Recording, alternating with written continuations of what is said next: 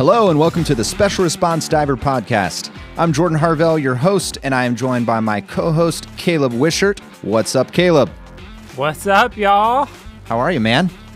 Doing great. How about yourself? Doing good, and I am very excited to be here for another episode. And I just want to remind everybody that this is all brought to you by Special Response Diving International, where we know the challenges public safety divers face underwater. And that's why we've created training and resources that can help them in any scenario they encounter so that every dive is safe and successful. Caleb, we're back for episode number 2 on our podcast. Very exciting. Oh, yeah. What are we talking about today? We're going to talk about us, actually, like who we are and why the heck we're doing all this. Favorite topics. Yeah, I know. I like talking about you. But occasionally I like to talk about me, as Toby Keith says. But we're just going to give a little information to everybody out there on who we are, how we got into this, why we're doing this, and the roles we're playing here with SRDI. I'm the CEO of SRDI, Special Response Diving International, and I also own another company, SETI Diving, which is a private underwater search and recovery and investigation company. And that's how you and I really started working together, is you were working with SETI right out of, when did you start? You started in 2011, 2012, something in there. Okay, like right in senior in high school, right? Yeah, it would have been maybe even 2010 when I was still in school. Okay, so yeah, you came on the team and started right out of the gate in investigations and recoveries, and you are pretty much a master in vehicle recoveries. It's my favorite thing. Well, you've done a lot of them. My favorite reason to get in the water. Some people like to get a look at fish, or go look at wrecked ships. I like to look at wrecked cars and then bring them out so everyone else can look at them. Look what I found underwater. This is what I do. Yeah. Well, it's 2008. I started SETI diving, and CETI, for people who are probably like, what the heck is SETI? SETI is actually the constellation of the whale, and whales are the original divers, so that's where we got our name from. And we started out as an underwater search and recovery company. The very first, I'd moved to Miami. I had done training in Miami. I had done, a few searches and investigations outside of Miami. And then in 2007, I moved to Miami. And then in 2008, I started my company, SETI. And I started it because Michael Gast, who's the founder of SRDI, he called me one day and he's like, hey, you want to come do this recovery with me? And I was like, sure. And so we went up to Hialeah, and then, which is in Florida, or in Miami, Florida. And we went up here to do this vehicle recovery. And it was like in a canal off the side of the road. And it was a Chevy Avalanche. And I remember walking up, and I was pretty nervous. This is like my first solo nighttime recovery. And but the canal's like 12 feet deep. You can see the headlights on the thing. I mean, it was super easy. I remember jumping in the water, and I can hear the horn still on. And it's like, oh, this is going to be annoying. All right, get this chain on quick. And at first you're like, yes, that's a little comforting sound. No, it's really gets real old real quick. So we got the thing hooked up. We bring it out, and then I'm gearing down, and Michael's walking over to me. He goes, he's kind of like shaking his head. He says, "You'll never guess what this guy swerved to miss and then wound up in the canal." I was like, "No, I don't know what." He goes, "It was a duck. This duck was just walking across the road at night at like 10 o'clock at night." Muscovy ducks all over the place down there. Jeez, they're ugly too, man. Just run the thing over. They are delicious, though. If you hit it, don't waste it. Our first emails coming through are going to be from PETA and every other activist group. So they got, we did that. Then 3 weeks later, he calls me again, and he says, "Hey, you want to go do another recovery?" I was like, "Yeah, let's go." So we drive up, and we same place, and I'm like, "This looks so familiar." He's like, "Yeah, you just did that Chevy Avalanche 3 weeks ago," and so we go into. I get into the water. It was a Ford F-250, so the thing's huge and jacked up and all that. So nice. I get in the water and I hook it up, pull it out, gearing down, And he starts walking over and he's like cracking up. And I'm like, what? He's like, you will never guess what this guy swerved to miss. And I'm like, no way. And two guys with trucks, all right, who apparently don't deserve to have trucks, but they, they swerved to miss these ducks. And I'm like thinking, man, either this neighborhood has a serious duck problem, or I'm need to buy this duck lunch, because he's making good business out of that. And that's really how SETI got just started. Feeling his power, walking out in front of these cars and watching him go in the water, like, ha! And you can't even swim. I want to know what he's holding the whole time. It's just like holding a gun in the middle of the street and be like, get out of my neighborhood. It is Miami. I think the ducks probably are packing heat too. That would not surprise me. But that's how it all started, and from there we realized there's such a need for people who can go in and find things and bring them out of the water, and especially in the realm in our county of vehicles. And so we started out just working with tow companies, and we'd partner with them, and these tow companies were usually the ones that were on a rotation with a police department. Mm-hmm. So they had the city or the county contracts, and so we were just attached to them, and then we got connected with insurance companies and other agencies that we started working we had our own investigative division where we actually help combat the insurance fraud that's going on around vehicle insurance fraud. And then we've done all kinds of stuff, man. In 15 years, we have done a lot of boat everything. Propellers, Rolexes, excavators, anything that can fall in the water that somebody wants. Yeah, drones big that got taken out by birds. I'm pretty sure the birds are on our side. Listen, just realizing this now. I don't know why we didn't start it. Maybe we need to do a name change to ducks or waterfowl recovery or something. Some sort of winged, avian creature needs to be our new logo, I guess. All right, we're gonna have a staff meeting later and we'll talk about that. But yeah, you were talking about excavators, man. I remember the one you did, that 110,000 pound earth mover. Yeah, they were digging a fish farm, and he just dug a little too close to himself, and the bank collapsed, and in she went. How many days was that?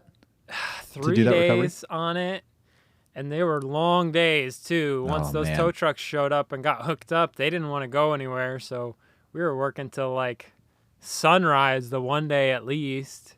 Yeah. Yeah, I remember a lot of policies got written for SETI after that recovery. Made some new rules about maximum. We are not doing this BS time anymore. On scene. But it was also kind of like a messed up scenario because we had the owners of the excavator who were kind of dictating, like, okay, this is how much we want to invest into it, and then we also have the tow trucks who think they can pull everything with one tow truck, and obviously, they can't. So they had 2 tow trucks, and then they ended up getting another tow truck by the 3rd day, which is why it came out. Yeah, and that was really, it probably would have come out the 2nd day if they'd gotten enough tow truck, but they were messing around with not quite enough truck, trying to move it foot by foot, and got it to the bank, and then it wouldn't come up the bank without another truck. Yeah. And I know the last day when they had all 3 trucks on it, it's a 110-pound excavator. They had 260 or 110,000 pound. So whatever that is in tons. They had 260 tons and a 40 ton. So like the numbers are double what the excavator weighs. Right. And all 3 trucks had their front wheels off the ground lifting, and that was what it took to get it out. So that's because it was like against the bank, and it wasn't like leveraging over. It was just a really weird. It was creating a lot of friction on the bottom, and it's that weight doesn't necessarily calculate to exactly how much excavator or how much wrecker you need to pull it out. Correct. That was something we learned on that one. Oh man, so much has been learned over the years, but that was. I remember that one. I think the thing I remember most is how much diesel fuel and hydraulic fluid you were covered in. Oh yeah. After. I remember the taste. I can taste it. I just nothing tastes quite like a pond full of diesel fuel. Yeah, it wasn't actually too bad the first couple days. Okay, if you've never seen Caleb is like 6'2", as big around as like a beanpole, and he has the most magnificent blonde hair, red beard. And been called a hair farmer. And I know this sounds like a rabbit trail here on topic, but I think the reason that he has such a magnificent beard is the diesel fuel. I attribute it back because I don't think you had a beard back then. Maybe you did. I don't remember. A little scraggly something at most, but I do think that was really the fertilizer for the hair farming. Maybe it's some subconscious thing to try and keep those toxic fluids off my skin next time. I don't know. Your body's like, we got to do something about this. Got to grow a protective layer here. But yeah, it was that third day once we finally started moving the thing. Some hydraulic lines burst, and I guess probably upset the fuel tank by rotating it, and everything came out, and there was a grand oil slick on top of the pond. And it wasn't that big of a deal for a while on that last day because I could go like 20 You're feet under away. The water. Yeah. And but you'd have to go through it. So I'd go around the oil slick, right? And then swim over underwater to it, and it didn't get too filthy. But then they got it almost out. And so like the tracks are sticking out, and I needed to go move a hookup point. And the only way to the hookup point was straight through that slick. So the last couple dives just got me real coated in all the delicious fluids, and I think we burned that BC. Burned it, right? lit up real well, but burned the BC and the wetsuit, and there was no reason to try and clean any of that. Yeah, what started out not as a hazmat dive quickly turned into a hazmat dive. But I haven't grown any 11th toes or nothing, so. Oh, that's good. That's good. Yeah. You know. As long as you got your beard looks great, man. Good job. Thanks. Your body put it all the effort in the right way. Man, yeah, we've done. We've done some other bulldozers and front end loaders and stuff like that. I had a front end loader in the Keys. I remember the guy. Still don't know how they went in the water. This one, he wasn't excavating anything. He was like on the side he's like on a construction road, and he's like, I'm either gonna fall asleep or I'm just gonna. I hate my job. And so he like drove this huge front end loader into a big canal, and the bucket had like come detached during the whole process. Oh, wow. And it was weird, but that was a fun. And we only used one tow truck. You know, that thing was almost it was pretty close. It was pretty close to 100,000 pounds, but we only took one. You know, if you do it right, and it had wheels, that was a little easier, I think. Oh yeah, you weren't dragging it sideways across the bottom. That probably and there was no difference. Bucket scooping, dredging as we're dragging. Yeah. So, we had. In addition to all of that, we've done cars, a lot of cars.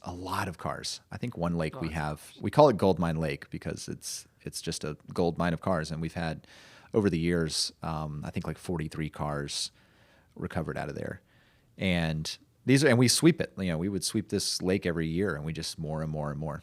But those are fun. I like those. Down there. You dive down. There's 60 feet deep. We dive down, and you've just got like cars stacked on top of each other. Yeah, literally like 5 cars. Down, and there's another one. There's another one. They're just right there at the edge, right where they come to rest. That one was a fun. The south part of that lake, though, we started finding all these cars that were.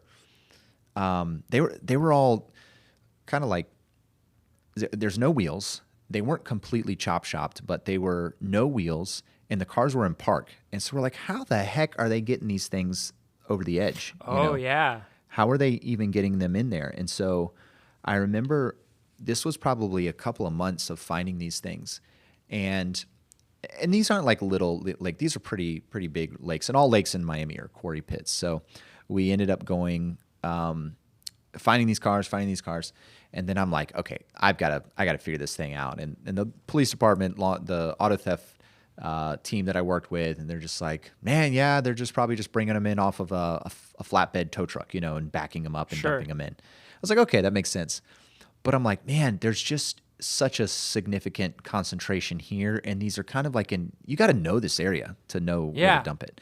So I started searching down in the southern part of this lake, and I'm driving down the road that separates the lake from all these other properties, and I look through this fence, and I see a forklift, like a forklift that can carry, you know, shipping containers. Okay. And I see this Jaguar XJ8 sitting on this thing with all four wheels off on the ground. And I'm like, that looks familiar. Looky there. I was like, it is not a flatbed tow truck. It is a forklift that they're using. So anyway, I call it in, and the auto theft guys go out the next day, and they're like, hey, we didn't find any car there. We found this forklift, but we didn't see any cars. I was like, well, go check the bank and see if you see any tire tracks that would match that. And sure enough, they found two sets of tire tracks that go up to the shore and back away. And then like 100 feet down, they go up to the shore and back away. So I was like, well, mark the first one. We're going to go search. So we came out that next Monday. During that time, between the Friday that they went out and, tried to catch them in the act, and then Monday, the owners of the Jaguar actually made an insurance claim, reported it stolen, and then made an insurance claim on Saturday and then Sunday. And so we're like, okay, awesome. Here we go. So we go in, jump down 30 feet. Sure enough, there's that Jaguar XJ8 sitting on its roof. And right next to it, as if they parked next to each other in a parking lot, was a BMW 525i. And no wheels swim again. down 100 feet to the next set of tire tracks, and we had 3 cars stacked right on top of each other. So after that, did it slow down in that lake at all? A little bit, but not a lot. They did catch the guy with the forklift, though. No, he fled the country. Oh, okay. So he got out. But I remember when we were recovering them, like 3 trucks pulled up, and a bunch of people got out and started yelling because we're right next to the property. We're not in their property, but we're right next to it. And then they see, and we're in unmarked cars. And and so I've just got the auto theft detective with me and one of my divers. Your brother-in-law, Isaiah. He was there doing those recoveries with me, and the tow truck. And we had crime scene tech there. The photographer from crime scene was there, and she was taking pictures, of the recoveries. And I just remember that they all come out yelling and screaming, and we're in wetsuits, and the officers yelling at them, "Hey, stay back, stay back." And they're looking pretty threatening. And then I just remember looking over, and the crime scene tech girl's just hunched down behind the van, eating crackers or something that she had. Just another day on the job, about to get shot up here. Anyway, they leave. And then an hour later, we're still recovering cars. An hour later, they come back and they start cleaning up the yard where the forklift was. And we're like, oh, that's not suspicious at all, you idiot. But that's why we have the show World's Dumbest Criminals. Wheels and everything we took off these cars. Let's grab these tools. Yeah. Anyway, we've had a lot of fun, and then we've had some really weird. I think one of the last ones you worked with me for 10 years with SETI. Yeah. And one of the last recoveries or searches we did was for that. You remember that engagement ring? Yes. Definitely. The girls came from Canada for a bachelorette party. And they rented that's a lesson boat. In the story changing every time you talk to the people. Gosh. Whew. So they came down. Here's how this all started. They come down. We get a call at I don't know. It was 7 o'clock at night. And this is in the summer, so it was at least getting darker later. But it was 7 o'clock at night. These girls call us, and she's like, "Hi, my name's so and so. My friend, it's a bachelorette party. She came down from. We're down here from Canada, and I think from Toronto or something." And she's like, "We're here to do our bachelorette party, and we were on a boat, and she jumped off the boat, and her diamond ring fell off." I'm like, all right, heard this story a dozen times. And I said, okay, I started asking some preliminary questions to establish an LSP, a last seen point.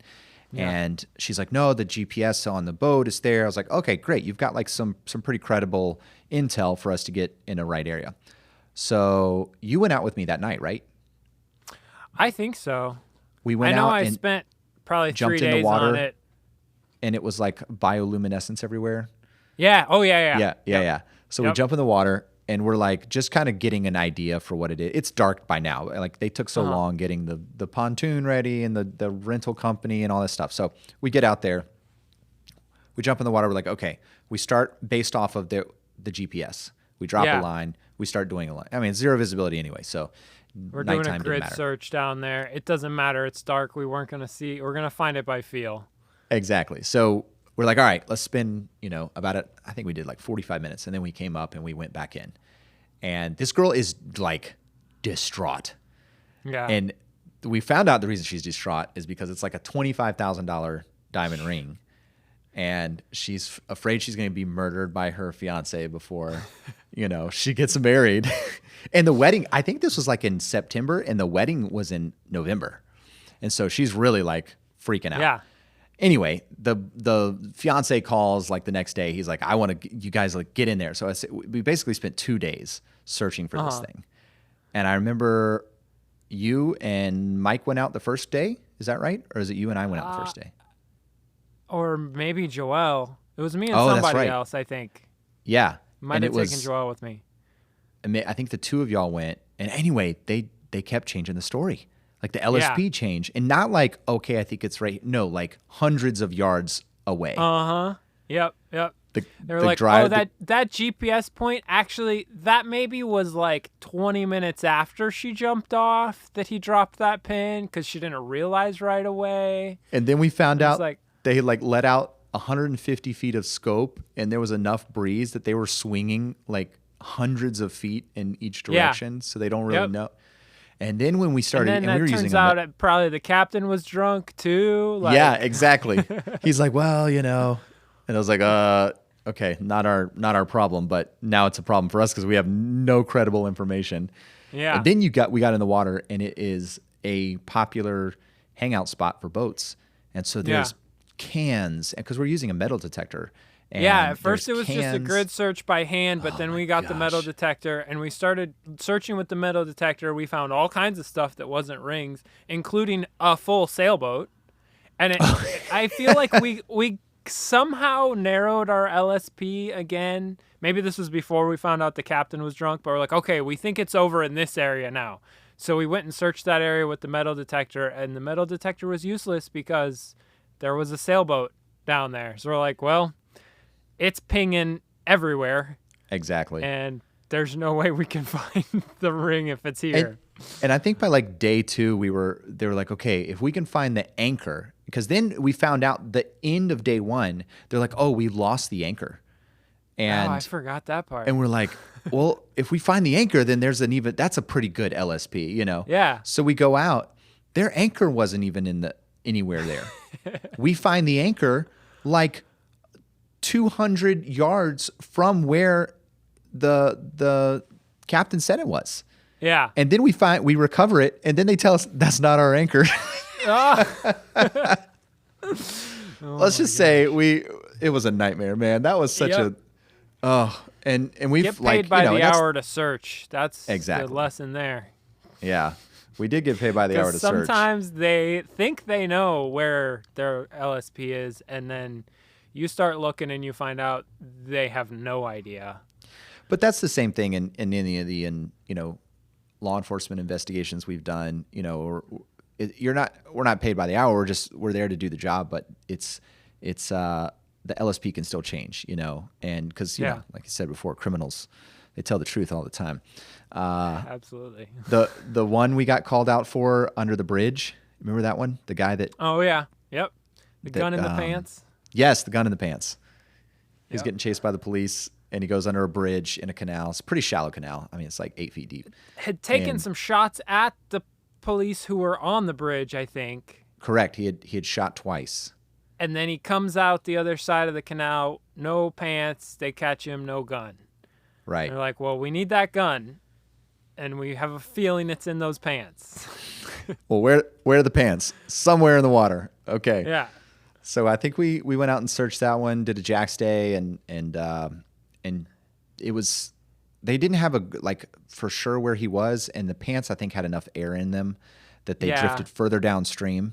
And it was a good current in that canal when we were in it. Correct. So it was definitely possible if it didn't sink right away, it could have made it quite a ways down the canal. And we wanted to keep searching further. Yeah, we wanted to, and they're like, no, we've got a confession out of the guy, so we're good. And we're like, but the pants. And also turns out he might have thrown it in the tree. We don't really know that it's in the canal. Yeah. That's true. And we could search in a tree, but that's kind of not our deal. So yeah, I don't know. You could probably do that yourself. Yeah, there's a lot of other people that can get up on top of that building right there.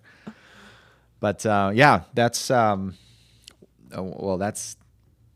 just a few examples of where we come from in the public safety world. But yeah, man, we've had some good times doing some searches, and some really sucky times doing some searches. But it's out there, man. That's the whole point of this, is that there's such a need everywhere for law enforcement, for fire departments to be able to do public safety diving. There's a need for private individuals who have the means and can do this. I know I have friends that do this on a volunteer basis for their fire departments and their police departments in rural parts of America, because they just don't have the budgets. Some of these people just don't have the budget. And these individuals have gone through the training. They have either come back from some other profession and they're in their hometown again. And they're like, man, I can do this. And they do it really well. And they do it quite successfully. And they hit up, like lakes that have beach areas for public swim and stuff. They'll hit that up and find all kinds of things. And I know somebody who just goes under bridges. He's like, yeah, I just hit up every bridge in our county, and he works with their sheriff's department.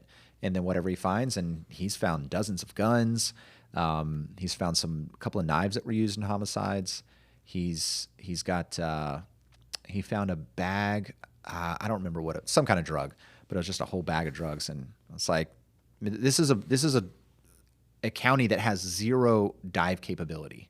Like this guy's it, and he doesn't even do it on call. He just like volunteers his time because he loves it. And then these guys are, it's like, can you not realize there's the need? That should justify, you find 3 guns, that should justify some kind of dive capability within your department. It's a crime scene. It needs to be recovered. Like we said, it's not that hard. You can go from open water diver to special response diver in 2 weeks? How long did it take you? Yeah, I mean, most people are going to take a little bit more time to do their open water, but yeah, you can learn how to do it. And I think the excuse that a lot of times is given is that police departments will say, I'm speaking from experience, working mostly with police departments over the years, but they will say, oh, we don't have the ability to sustain that, which isn't true. It really doesn't take much, because they think they need to start these dive teams with like 8 divers, 10 divers, in boats and cars and trucks. And, no, it's so easy to start a dive team with really, really minimal investment financially.